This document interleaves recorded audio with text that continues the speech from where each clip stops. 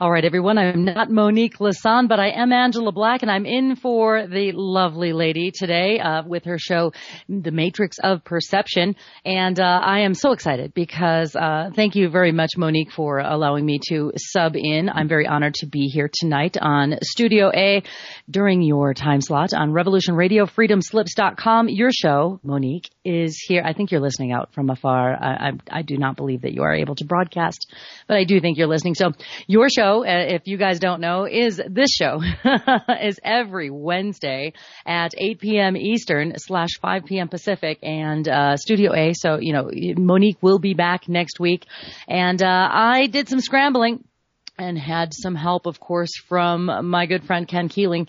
And guess what? It's Geoengineering Day here on the show. I am joined by Ralph Ely for the first hour. He was my guest last week, and I just think it's such an important topic right now that I hoped to explore the subject again today, all things geoengineering. So Ralph Ely of geoengineeringwatch.org is here for hour one, and Dane Wigington himself, and Dane Wigington himself, the person who started geoengineeringwatch.org, will be here for the second hour. So it's going to be a very informative couple of hours on all things geoengineering, things in the sky, things falling on you, the entire decimation of the planet. Nothing too heavy.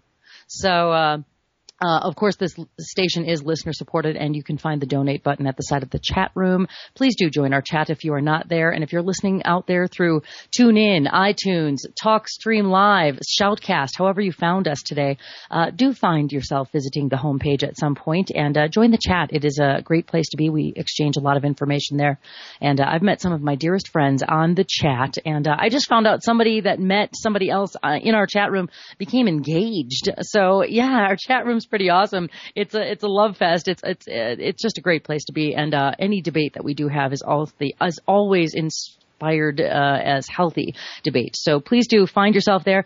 And at the side of the chat room is the donate button. And of course, you can donate and feel great about yourself for $5 a month. It's great. And you get something in return. Subscription to the archives, people. You cannot listen to both studios A and B simultaneously all day long, all week long, as there are more than 70 shows here on this station, simultaneously broadcasting throughout the day and week.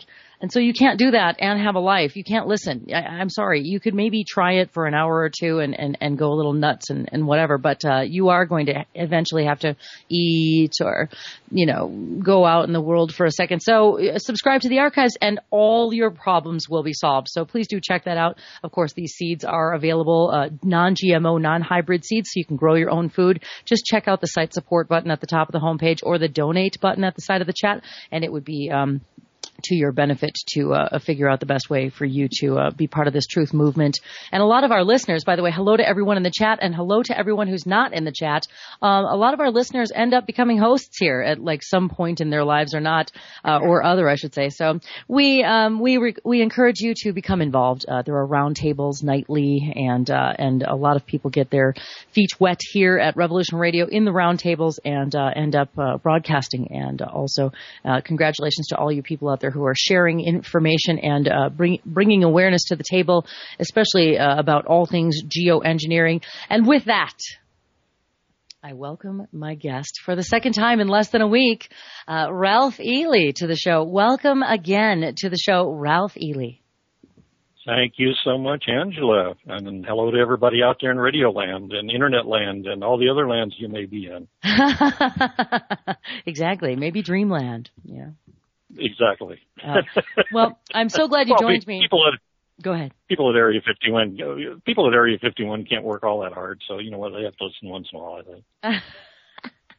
think. Fair enough. i.e. Dreamland. Yeah. Oh, right. There you go. Very nice. And hopefully it's not going to continue to be Nightmare Land. That we brought that up last week. There's no unicorns in Nightmare Land unless they're evil unicorns. That's right. It's our little joke we have. That's right. So, yeah, I was riveted. The audience really, really enjoyed our interaction last week, and I'm so happy you agreed to join me today as we do this other time slot, Monique Lasan's time slot. And, let's get the ball rolling. You and I have become fast friends, and you are really one of the active people getting the awareness out there to the masses. And I guess I wonder, first and foremost, what's on your brain today? regarding looking What's up? on my brain today is this whole week I've been kind of going back in history because I kind of know what currently is happening with geoengineering, if that's possible, but at the speed it's moving with the geoengineers and all their little things that they're doing, trying to make the trails that we see invisible and trying to change names on us so that we don't know how to look up things or look at government documents. But I was going back there again in history, and a lot of it was on geoengineeringwatch.org's site and some other sister sites, shall we say. And I was watching last night a video with Sean Stone, who is Oliver Stone's son, and he was interviewing Dane Wigington last October. And incidentally, this is a great video. It's on the site, and all the statistics there are current, although some certainly have worsened due to the stepped up geoengineering around the globe. But the cool thing about this vid is that everything that Dane said about how the weather was going to play out during last winter through this spring is exactly what happened, right down to dotting the end of the sentence and crossing the T's and all that good stuff. So that's what I've been doing all week, and I found all sorts of things within the history research of going back to when David Keith of Harvard, who I call the father of geoengineering, where he called for 20 million, just to have this settled into my brain a little bit more, he called for 20 million tons of heavy metal particulates to be sprayed per year to give the desired effect of weather modification and for the military applications. Unbelievable. That's a bunch of stuff. Yeah. One guy approving that, And saying that, and when asked what was going to be the ramifications of all these programs, and he kind of said, well, we just don't know. We're just going to have to try them and find out. And then in a second statement he made, I don't know if it was that same forum, possibly another one, somebody asked him the same question, and he kind of said, well, I just don't have the answers there. This is one of the deals where we just kind of have to leave it for our kids to figure out. Unbelievable. Yeah. So it's not, I guess it's no accident that my mouth tastes like aluminum today, because it really does. And it wasn't because I was trying to chew open a pop top the pop didn't work. So I was trying to chew the can open. It's not from that at all. But, and a couple of the other things that I looked at in history today was, going back to the winter of 2013, snow falling in Dakota at 44 degrees, South Dakota, 44 degrees, cattle dropping dead during this storm. Well, folks, cattle are used to being out sub-zero temperatures and doing just fine. That's why they have tough skin and they have, the fur and everything. They were dying because of the toxicities in the man-made snow. That was what was killing them. And that was never reported by maybe a few local newspapers up there in South Dakota, but mainstream never touched it, never touched that article at all. So, so much of this little history thing that I did this week so far is that the facts of geoengineering have basically remained the same for the past 10 years or so. The only thing that I noticed was the study and the research numbers are just getting worse as to the quality of our life, the air, the food, and our water. And the water, the air, samples of these things, et cetera. Yeah. Yeah. I look forward maybe to having becoming more toxic and getting worse. Yeah. And I look forward to maybe eventually having Kristen Megan on the show. I had seen a couple of videos that she has done. She's a whistleblower, used to work in the military as an industrial hygienist, and she has access actually to the labs that will do the correct testing, and not so much encourages you to grab soil samples, but literally rain samples, air samples, snow samples, and if you want to find the right lab, you can email her specifically, and I might as well throw this out there. So it's KRISTENMEGHAN @gmail.com. So yeah, if you guys are interested in, getting samples of the water and air samples around you, there are labs that are specifically designed to test them correctly, and find out what the heck is in your immediate environment. So just wanted to throw that out there. That's right. Yeah. And the soil, the reason you want to, I'm sorry, go ahead. No, go ahead. Well, I was going to say the reason you don't want to really rely too much on the soil is because aluminum is, there's a percent of aluminum that's natural to the soil. I think it's maybe like, 8% of soils and things are made up of aluminum.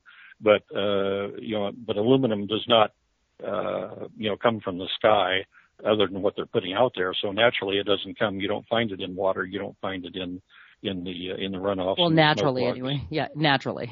That's right. That's right. Whatever exactly. that is, exactly.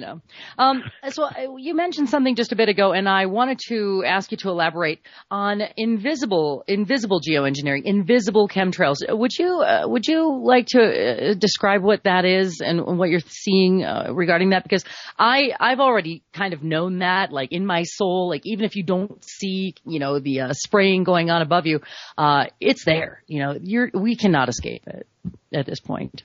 They from what I researched and saw, they started back in the 60s trying to figure out ways of actually adding into fuel. They're having a problem apparently still doing that, but they basically are trying to come up with compounds that we just can't see. They can still going to be an aerosol, but we're not going to be able to see it. And apparently they haven't quite accomplished that yet from the amount of spraying and the aerosol trails that we see. So obviously they haven't figured out how to do that to the degree they would like to. I'm sure they're still playing with it, because again, all of this geoengineering, there's so many facets of it, whether you're talking about HAARP, whether you're talking about the spraying, it's all classified as an experiment. Uh-huh. And as long as you've got something classified as an experiment, you don't have to disclose. You can keep that for a secret forever. So then there's no accountability that way too. So that's what they do. It's unbelievable. Yeah. I was at the post office night before last, and I ran into a gentleman that I knew here in the Reading area for a long time, and we were just talking, and he was complaining about as he called it, fuzzy air, and said, it must be smog. And I said, well, we don't have any industry here that's producing any smog, and we don't have a high vehicle count, and there's no inversion or anything that's holding in smog. So that doesn't jive. And he said, well, the wind's been blowing awful hard, and it's probably coming up in Sacramento and San Francisco, right up the Sacramento Valley, like it does sometimes. And I said, well, the only thing is, the wind's been strong, but it's all been coming out of the north. So anyway, the bottom line there was he walked away with some new ideas to think about, courtesy of yours truly. Very nice. Keep your minds open, people. I have a question actually from a private individual who sent me a Skype about Blackline Chemtrails. Are you familiar with those at all? With the planes that follow. Oh, okay. Something else. A few of us have seen. No, I know they exist, but to talk about it, I'm sorry. That might be a question you might want to put on your little notepad for Dane when he comes on. Fair enough. Yeah, because I don't know what they are either. I can only approach from what I've discovered, and I simply, I'm relatively new. We're talking months new to this whole chemtrail thing, and it all started with me just looking up and asking questions. And the more questions I asked, the more answers I got, the more questions I had, and the bottom line was I finally, as I mentioned the other night in your show, I had viewed a lot of videos and looked at a lot of things, and I had viewed which one was it? I think it was why in the world are they spraying? And there I saw Dane Wigington, a lot of the local scientists and people talking on that documentary about what's happening here in Northern California. Mm-hmm. And from that point on, I contacted Dane, and I just started getting involved in this and looking at things, and the more I got into the subject, the more truth I found, and it all had to do with what was on the geoengineeringwatch.org on that site. That's where I kept going back to. Mm-hmm. I would go off to the side and look at some other sites, but they'd get off on a roll about some other issue, and I thought, no, this is not what I'm looking for, and I go back to where I started. So, the bottom line of all this is if you control the weather, you control the water. And, there's a big water rights thing going on right now in California. Unfortunately, it looks like the state's ending up water rights even if you have your own well on your own property, that they're going to be able to come in and stick a meter on it and regulate it. And I really think, all these big banks and everything, they've been buying up water rights and states' rights for a long time. And I really think what they want to do is grab all the water rights and basically rent it back to us. Absolutely. That's what Nestle's been doing. Yeah. Mm-hmm. Yeah, exactly. Yep. Yeah. I see a lot of the water conservation issues in California, basically the product of mismanagement and planned destruction. I heard Dane talking yesterday on Sean David Morton's show about hold on one second. I gotta oops, 1 second. I'm sorry, I just added a caller. Hi, Hyro, how are you? I think he's there. Hello. I will be careful now. I didn't see that. Oh, okay. Anyway, welcome to the call. I don't know how long I'll be able to keep you here, but I wanted to say hello, and I'm just going to continue talking with Ralph Ely today. So anyway, I forgot completely what I was saying. I apologize. Okay. I forgot. Those are the water rights you were. Oh yes, thank you. You were talking about. Yes, and how I took a note, and I hope I have it here regarding insurance. The new market. Hold on, let's see if I can find it. Resource wars. Here we go. Oh yeah, weather trading derivatives. That's what it is. And looking at banking on disaster and then causing it and making people buy insurance to protect them from that it's crazy. So to me, the drought in California and the water issues that are happening in that area are not because of the overuse of the general citizen. It is because of the mismanagement of water. It is because of the geoengineering that is happening. It is forcing water into, the quote unquote vessel that they, it's the figurative vessel that they want it to be in. Anyway, I will stop. Well, then when they said these disasters that they create that you mentioned about some of the disasters they create with some of these things, then they can also have their buddies come in that own disaster cleanup companies and take care of the problem too. So everybody makes money on disaster. Yeah. Unfortunately. So, true. Yes. Ralph, Hyro, Ralph. Hi, Ralph. Hi. Yeah. Hello. I agree with what you just said. So I'll just be quiet. So I'm trying to be quiet. Fair enough. And the other thing about this control of the weather, there again, if you control the weather, you control the food. And right now, what's happening in California, a lot of people don't understand it too, is with the spraying and the dry weather, they're killing the organics. So what's left to eat but GMO food? And who controls GMO for the most part? Our little buddies at Monsanto. And a lot of people ask me, well, what does Monsanto have to do with, when I brought it up, what does it have to do with the aerial spraying and geoengineering? Well, Monsanto owns 5 of the patents at the U.S. Patent Office for aerial spraying, and their patents cover the protocols that these airplanes use, both military and private, for the spraying in the air. Isn't it weird that the word Monsanto, if in Spanish I would see that seems to be like my health. That's what that word seems to mean, and isn't it so weird? Because they're so much against that. Yeah. Right. Right. So, I'm sorry, go ahead. No, I was just going to, I want you to continue your thought, actually, and then I'll ask the next question after that. Well, as far as Monsanto, now, a lot of people don't understand, I think, how entrenched that they really are in our lives with the GMO products and also the decisions that are made by the government. And I'll kind of offer this in evidence that I did a little bit of research, and I have to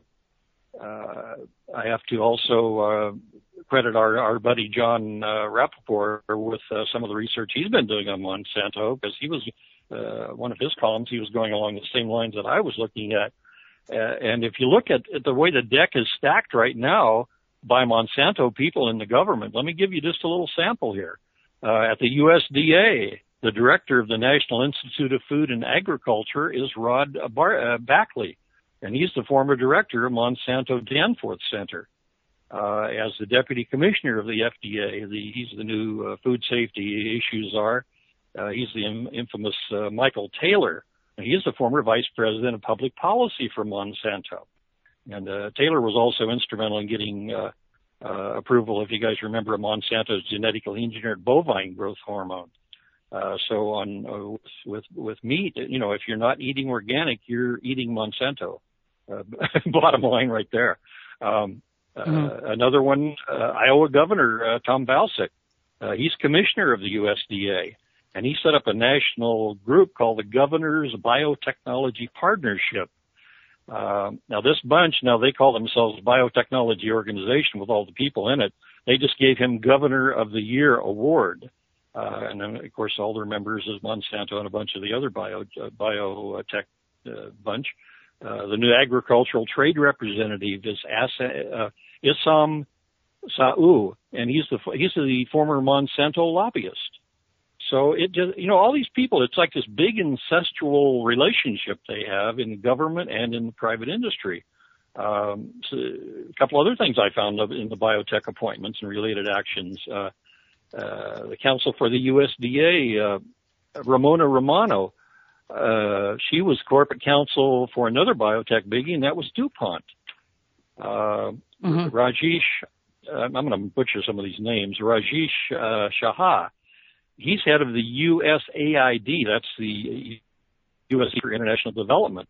Now, he previously worked in the Bill and Melinda Gates Foundation, and they're a major funder of GMO agricultural research.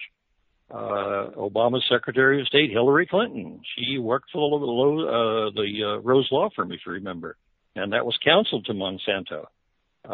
Elena Kagan, who is now an associate justice of the Supreme Court. When she was a federal solicitor general, she argued for Monsanto before the Supreme Court. It just goes on and on. And I don't think all of this we've been talking about, incidentally, I don't think it was incidental that Bill Gates purchased 900,000 shares of Monsanto in 2010, and George Soros, he purchased 500,000 shares of Monsanto in that same year. Oh, yeah. So, yeah, it just, like I said, it's just incestuous. To think that we have any input to these people and to the policies is you're up there with the unicorns. Yeah, there was no accident involved with these people purchasing, shares of Monsanto, et cetera. And it's no accident that one of the former heads of Monsanto is now running Hillary Clinton's campaign. And it's funny. Right. I also. I play Scrabble. I play Words with Friends online. I'm addicted. I'm sorry. I play this, and I leave the free app on my phone so that I can see the ads that come through and see what's on the minds of people that are viewing ads. I look at it from a sociological standpoint and just kind of see what's being fed to the masses.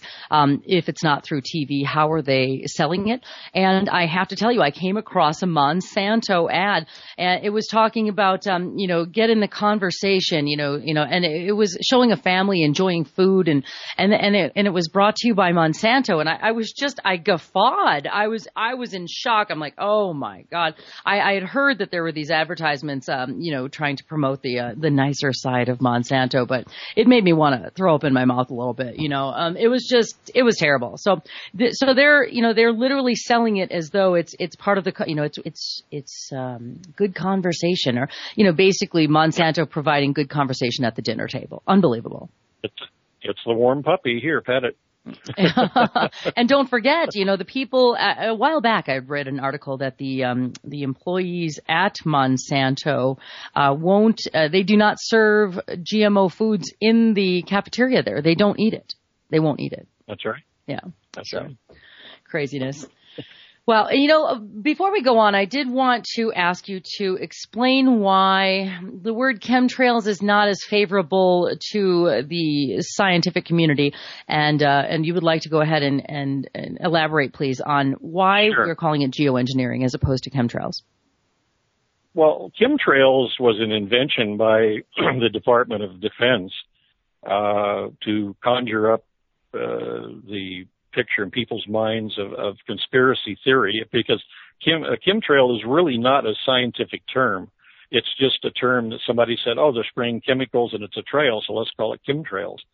So when we talk geoengineering or heat radiation, different things, there are other terms for geoengineering and for that are scientific terms. And when you talk from a scientific standpoint, if you're talking to somebody, it's going to give you credibility for your point of view, and it's also going to cause them to think more in terms of realism. So even though some of our scientific friends in the scientific community are, shall I say, off the reservation, I hear someone that gets so close to calling geoengineering what it is, but they can't quite bring themselves to it.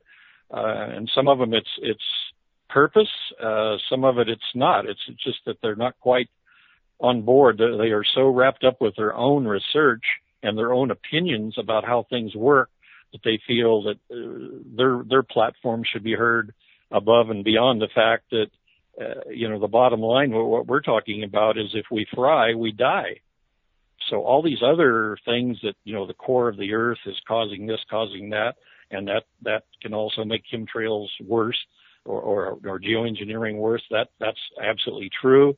There's a lot of science that goes hand in hand. It's a complex issue. It's not just one issue. Yeah. But the overall issue and the most immediate issue is what we're trying to talk about. And that's there again. If this is not taken care of, if the biosphere collapses, which we're on a roll, folks. We've got dying fish in the streams and lakes. Trees are dying. As I pointed out the last show that we were on, the whole West Coast fishery has been shut down because there are no sardines. There's no plankton for the sardines to eat. The whole chain is just totally out of balance. We've got baby seal pups coming on shore that are dying of hunger because they have nothing to eat. And there are people over there, shoving tubes down their throats and funnels and things and feeding them fish meal and all sorts of things to keep them from dying. We've got whales beaching up on the Oregon coast. So, it's bigger than people recognize. And so many of the people that live in the eastern part of the United States aren't aware of this because they're keeping that cool. Because a lot of the people there would, if they got really excited, then, they would be, it would be game over. And a lot of this it has to do with they've pulled the cat out of the bag and they can't get the cat back in. They're so afraid if they stop spraying, what's going to happen? So they say, well, we'll have to spray more and more. I think it was Dane that gave that comparison. It's like a person that's banging their head against the wall and it hurts. So you bang it harder so it doesn't hurt. Mm-hmm. That's the analogy, and it's unfortunate, but that's the truth about what we're living and what we're coming up against. Yeah, it's kind of like the environment has an addiction now to, an unplanned addiction to this poison. And as we know with addiction, often one needs to use more and more in order to, somewhat, maintain the idea of normality. And so, I'm seeing it as unfortunately, it's like the world was injected with a drug it never wanted, and it just needs to. And apparently, the theory is to continue the addiction. To keep feeding the drug, keep feeding the poison to the planet, and as opposed to fixing the problem. Because with the withdrawal would be so intense. Yeah. Well, and we have that with the power brokers who are both in government and private enterprise that are. Making sure it stays hot and dry, and for instance, over in Africa, and if you notice some of the countries in the past that have turned us down to put military bases on their soil or to do certain operations out of their country, the minute they've turned us down, gosh, a drought happened all of a sudden, or a monsoon happened all of a sudden, and decimated their country. So the power brokers are saying, look, you need to go along with what we're going to do worldwide, or, we're just going to flood you out or fry you out, one or the other. That's happened over and over again. I hear so many people say, well, the government wouldn't spray. They wouldn't harm people. They wouldn't spray on people. And I keep thinking about when they say that, I come back to the secrecy thing of no accountability and bringing it back to a local man I know here, Sergeant Rick Cottrell. Now, Rick was in the Air Force, and they used to fly from U.S. soil clear over to Vietnam and dump Agent Orange. That was called Popeye, Operation Popeye, if people remember that. And they dumped Agent Orange not only on our own guys, that wasn't intentional, but it would happen because of the winds and so forth. But that would be foliage over there and open up things so they could see to get in there and battle supposedly against the Vietnam soldiers. But that agent, all that was secret. And when Rick came back, he was sick from handling all these chemicals. And I think, if I remember right, he told me it was like an 18-hour flight over there, and then they do the mission, 18-hour flight back. And when he went to the VA and said, look, I'm sick from this stuff after he got out of the Air Force, they looked at the records and they said, well, we don't see where you ever went overseas, and we also don't see where you ever handled any toxic chemicals. And he said, "You got to be kidding me!" Mm-hmm. And so he said, "Look up my records," and they did. And they said, "Well, no, we just showed that you were stateside at a particular base, and that was it. And there was no record. They expunged that from his record totally. So he appealed it with an attorney. That was turned down. And then finally, he connected with State Assemblyman, who was our local guy here? Maurice Johannesson, yeah. And he finally talked to Maurice, and he got the VA finally to turn that around and treat Rick. And he was working, Johannesson was on a VA committee or something in the state. So he had a lot of Jews. And anyway, he was able to turn that around. But that's typical of a military secret operation. Not only do they not deny they're doing it, but they don't take care of the people that actually are doing the operation. And that ties back into Kristen, I think, with some of her things that she was looking at with the chemicals. Where were all these chemicals going? Mm-hmm. What were they using them for? And she was just asked to blindly approve those for use in the military. Right, and it was her job to make sure that waste wasn't happening, that the healths of the employees, of the military personnel, and of the population was not in danger. She was a military industrial hygienist, so her job was to make sure that there were not extra chemicals flying out of planes, et cetera. And she was not allowed to ask those questions. Yeah. Nope. And I believe they threatened her with a psych hold if she continued on her questioning. So she ended up, I guess, getting out of there by the skin of her teeth. Serving her time as the rest of her. How do you say that? When you're in the military and you serve your term, your duty, your term. Anyway, so she waited until the end of her, what is the word I'm looking for, Ralph? When you're serving an X amount of time in the military. Your term? Well, I think it was her enlistment was. Yeah, her enlistment. Okay. Yeah. Thank you. I lost my brain there. So, when she ended that, she was then able to start, becoming the whistleblower and public speaker that she is today. And I believe it cost her marriage, et cetera. So she was a very brave individual for doing that. And a lot of people, if they do come forward, they are really threatened with, discrediting, with life changes. I mean, I'm certain she didn't want her family life to be disrupted and her entire life to be turned upside down. So, it is not an easy road to become a whistleblower. And as we approach the next hour, you found Dane. Well, let me ask this. So you said just a few months. About when did you come into the recognition that we're all screwed? When was that? When did I start that? Probably, when I really started asking questions was probably December, maybe November or very December recently. Of last year. Very yeah. Recently. Wow. Oh, yeah. And as I told you, what really was almost a challenge to me was my own son, because I don't want to bore people with the same story if we have the same listeners, but the thing was that I thought, well, who better to ask, because he's a jet tech at an airport. He works on the big planes. And I called him and I said, what do you know about all this crap that they're spraying that I'm seeing overhead? And there was kind of a long pause, and he said, Dad, you don't want to know. And I said, no, I want to know. He said, no, you really don't want to know. And then I said, oh, No, now I really do want to know. So we had a little chit chat back and forth, and from that point on, he just told me the story of a couple of guys he works with that were at other airports that had actually operated or worked on these planes, not on the delivery systems of the chemical spray or anything like that, but had operated on worked on several problems that the planes themselves were having. And they saw the nozzles on the planes, and they saw, things that weren't supposed to be on the plane that were there. Obviously, however they had the plumbing over to the exhaust, like for the jets, so they could also blow it out with the jet exhaust, blow out chemicals. But they saw other spray nozzles. But the kicker on all this is they had to sign Department of Defense non-disclosure agreements before they could get close to those planes, before their crew chief would let them close to those planes to do any work on them. The disclosure agreement didn't say anything about the outside, which you could see, but anything to do with the operational system or delivery system, I think was the other term, that any delivery systems that they might see.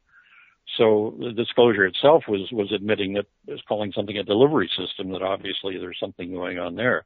Mm-hmm. But there again, the bottom line on those disclosures are that they may be enforced by lethal means. So, that kind of shuts it down right there. Yeah, you talk, you die. And exactly.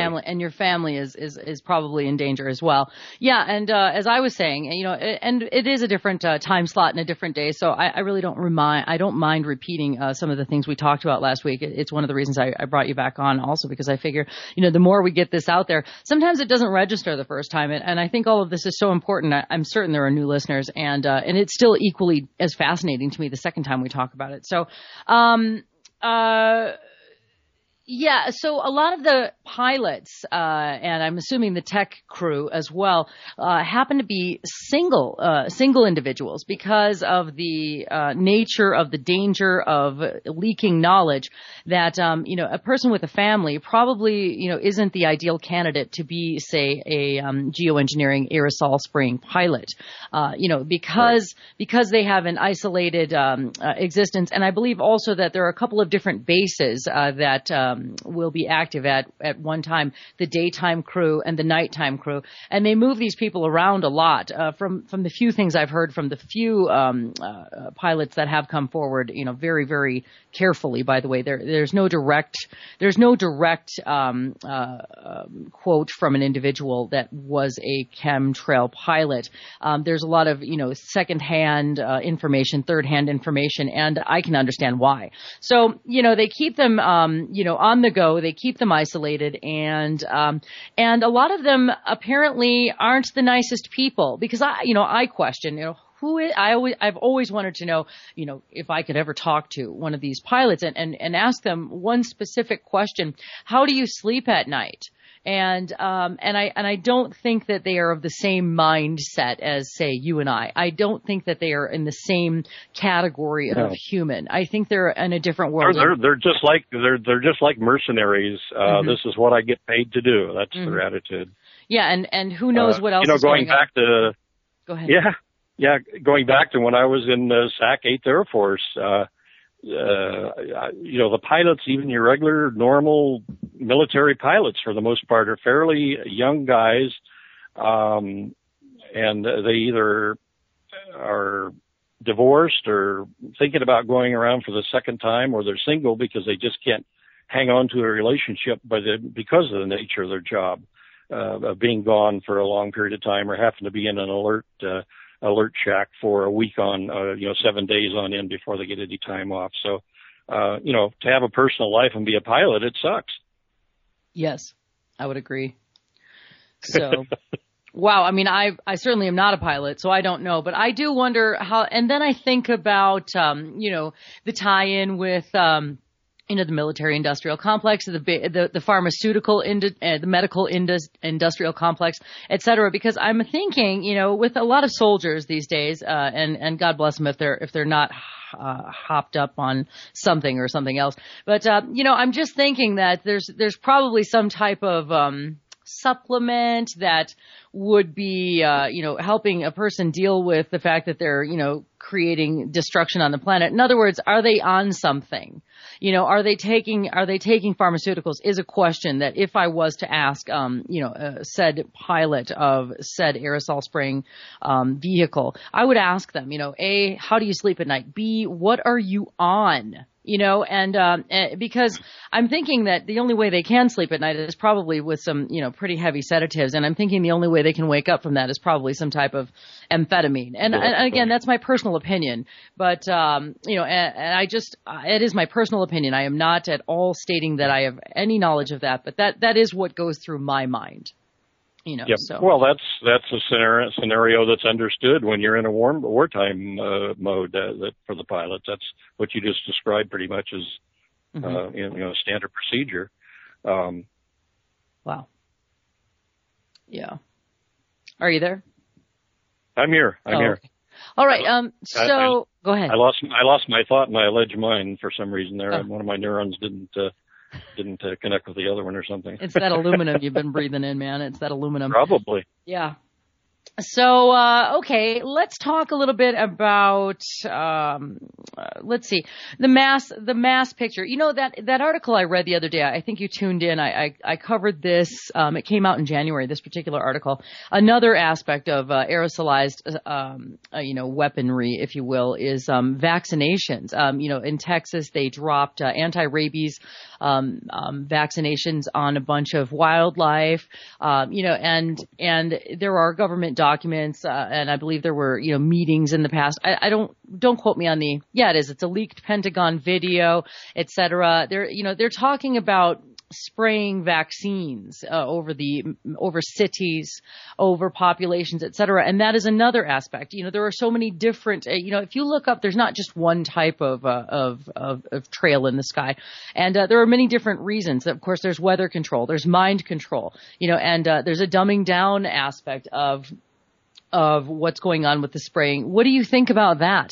Vaccinations, spirit destroying, spirituality destroying, dumbing down spray. What do you think of that? I mean, do you think there's any credibility to that?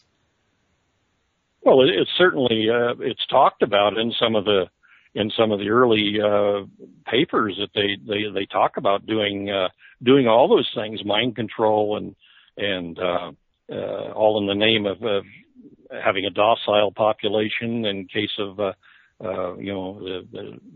populace getting out of control about things. Those things were all discussed, and to think that these things that were discussed back in these papers that were available, I wish we had current papers, but the things in the forefront of all this. All of those papers discussed items like that, and I think we'd have to be pretty naive to think that, that they talked about doing it and that they're not doing it. Have we ever seen them stop with an idea? Never. It's just like Big Chem when they come up with an idea, they keep going on it till they've got this medicine and that medicine. Military is the same way. They take one idea and they say, "Wow, it works pretty good in this aspect. What else can we do with this thing?" Mm-hmm. And of course with so many of the military guys, and even in the private industries, when they start saying what if, that's more money. So as long as you keep asking what if, and you can intrigue the right people with what if, they give you money to find out what if it's going to work, and if it works, then this is cool. Let's try it some more. It just goes on and on. There's no stopping it. Like I said, it's this giant cabal. It's a giant world corporation running the whole show, way above our government leaders. They're just little puppets on the string, and it's unfortunate, but that's what we've come to. Mm-hmm. It's just horrible. And there's so many different aspects. Of course, we're all, metallic in our beings now. We are tuned to frequencies that may be emitted from HAARP and HAARP-like facilities, shooting frequencies into it starts with an O. Is it the, omnisphere? Is that the correct word? Omnisphere?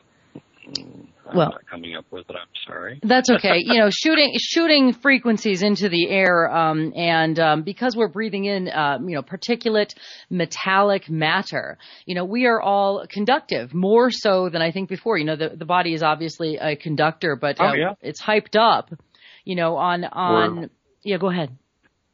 Well, I just say we're running around like little antennas is what we're doing. Mm-hmm. And with anything that's, anything with an electrical charge, whether it be your smart meter, your cell phone, your refrigerator, whatever has an electrical charge can be modulated. And when you modulate something, that means you can listen to that thing either by a wave. You can read it by wavelengths, or you can listen to it by your ear. So anything that's modulated is a wavelength, and that wavelength can be fine-tuned. We're talking by wavelength right now. And because we're on the same wavelength, we're able to hear each other. We're listening and speaking on a particular wavelength. Mm-hmm. Well, everything that's charged electrically can be modulated. So when people say, oh, well, I'm safe if I turn my computer off at night or whatever. No, if your computer's still actually hooked to your router and it's going out over the internet, NSA has already said they can come in and they can check your computer, what's on your hard drive and everything else. And it doesn't even have to be running. So, nothing is safe. If you really want to be safe, unplug your computer from the wall totally. Then you're okay. But that's why I mentioned the last show too. I don't have a smart meter. I have a regular meter. I pay $5 an extra a month for PG&E tech to come out and read my meter, and I'm happy to do that. I don't have that low level radiation. I don't have any of that stuff in my house. Interesting. The thing is, if you do unplug your computer, there's still lingering battery, not, of course, like in the laptop, but also with a desktop computer. There is going to be a lingering amount of radiation and or frequencies that are coming out of that. So it's pretty hard to escape the cell phones, just everything. So when, here we are walking conductors, with our frequencies heightened, but not in necessarily a good way, very artificially, manufactured. What do you see as, the possibility? So mind control, what are they going to do? What do they want? What do you think?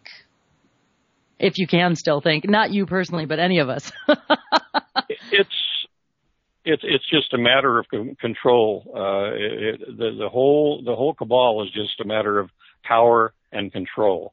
And the more they know about you, the more they can control you. The more stuff they can pump out in the air, the more they can control you, because they control the air, water, and food. So I mean, it's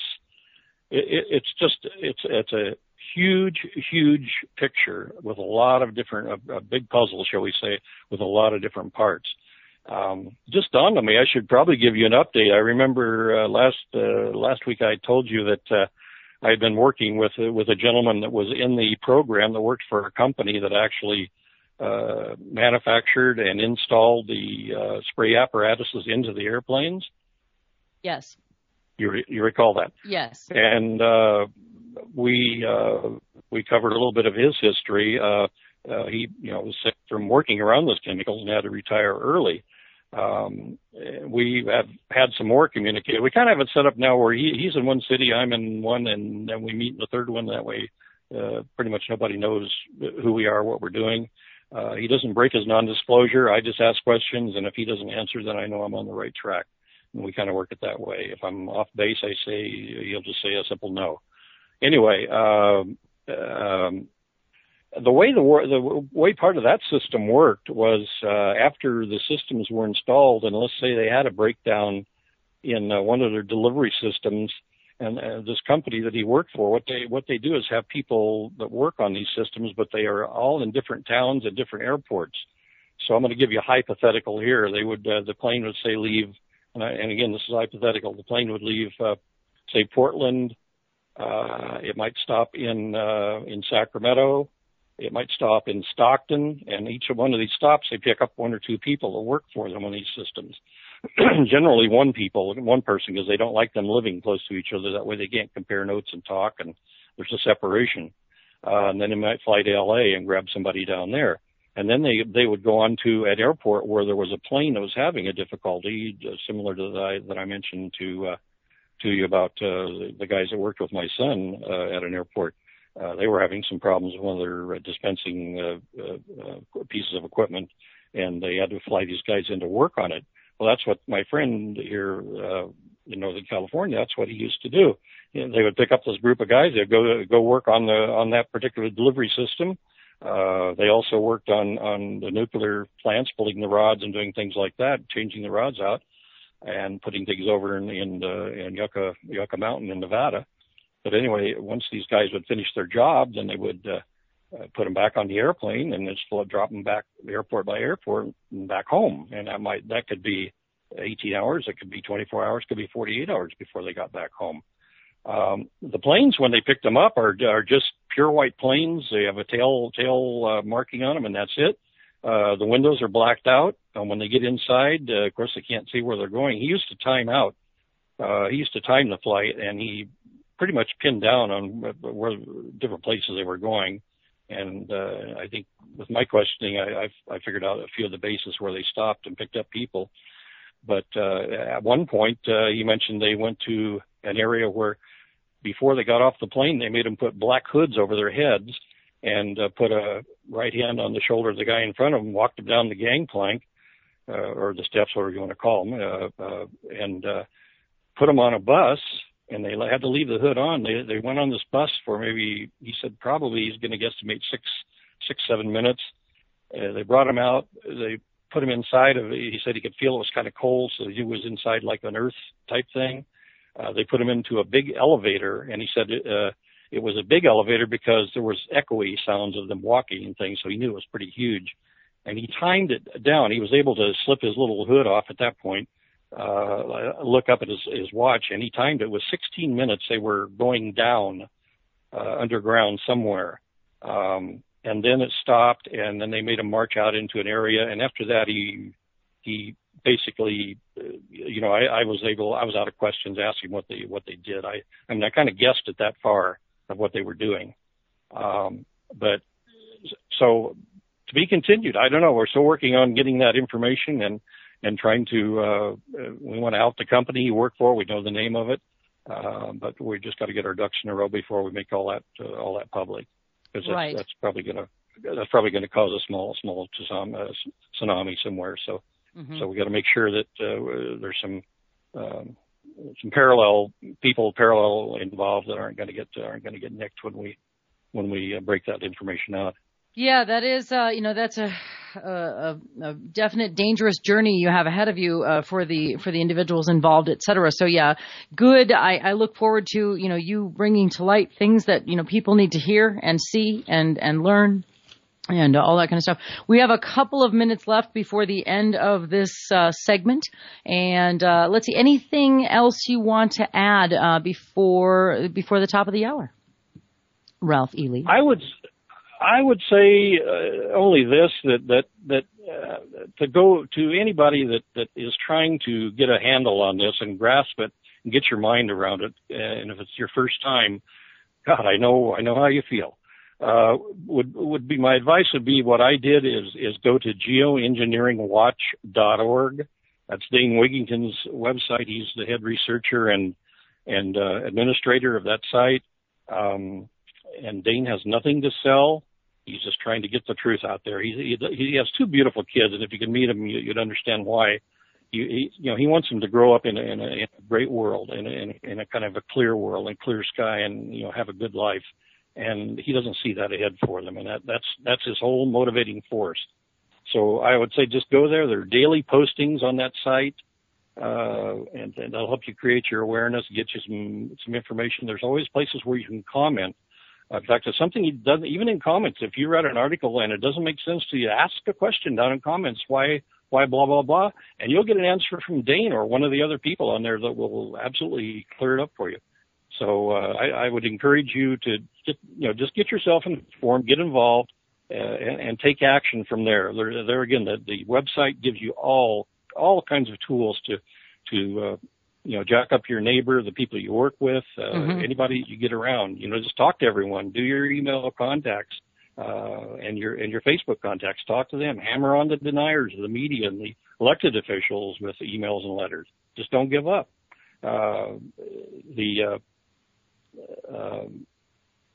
There again, and just a reminder. I was just trying to think of what was it. Don't say chemtrails because you think of tinfoil hats. So just say geoengineering because that is science. And, well, I think if we connect them both for right now, because, chemtrail does ring a bell with the newbie. And so I think as long as I bring both up in the same sentence and then ease people out of the idea of chemtrailing, because it is what woke me up. I remember the first person that told me about it, they said, look up chemtrails. And I said, what's that? You mean contrails? No, chemtrails. And interestingly, even people I come across today have just no clue. All right, Ralph Ely, thank you so much for joining me for the first hour. I know that Dane, you've done Dane proud, and he'll be here next hour in about 4 minutes. Yeah, exactly. So thanks again, Ralph, and I'll talk to you soon. My pleasure. Thanks. Bye. All right, everyone, we'll be right back with Dane Wigington of geoengineeringwatch.org for hour number 2 of Matrix of Perception.